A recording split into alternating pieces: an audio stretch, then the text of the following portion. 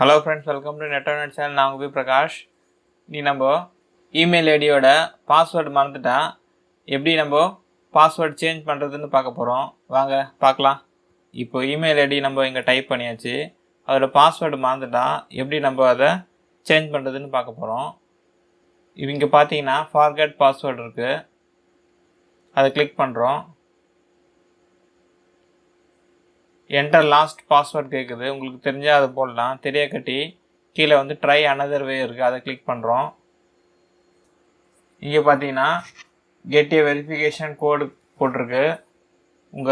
உங்கள் ஃபோன் நம்பருக்கு அந்த வெரிஃபிகேஷன் கோடு வந்து டெக்ஸ்ட் வேணுமா இல்லை கால் பண்ணணுமான்னு கேட்குது.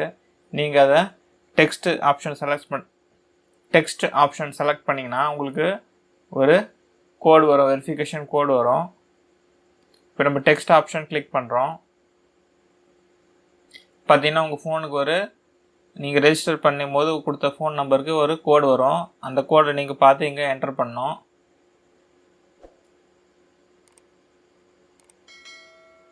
அந்த கோட் நம்பர் இங்கே என்டர் பண்ணோன்னே இங்கே வந்து நெக்ஸ்ட் ஆப்ஷன் செலக்ட் பண்ணோம்.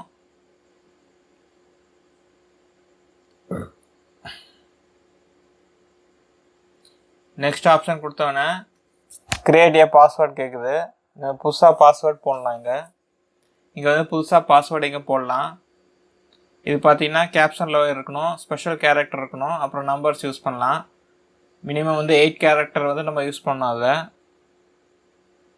8 கேரக்டர்னால் 8 லெட்டர்ஸ், அதாவது numbers, special character, caption lower, இது மொத்தமாக சேர்த்து ஒரு மினிமம் 8 கேரக்டர்ஸ் நம்ம யூஸ் பண்ணலாம். அதில் இங்கே கிரியேட் பாஸ்வேர்டில் நம்ம டைப் பண்ணுறோம்.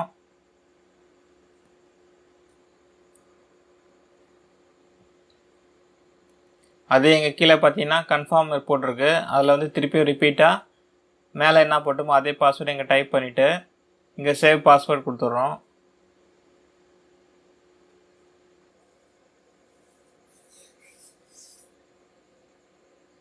இங்கே பார்த்தீங்கன்னா கண்டினியூ டு ஜிமெயில் வந்திருக்கு.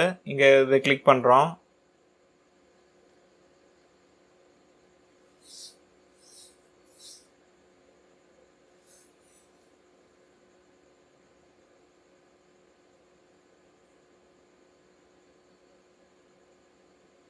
இப்போ நம்ம இமெயில் ஐடி வந்து ஓப்பன் ஆகிடுச்சு. இப்போ இதில் பாஸ்வேர்டு நம்ம சேஞ்ச் பண்ணிட்டோம்.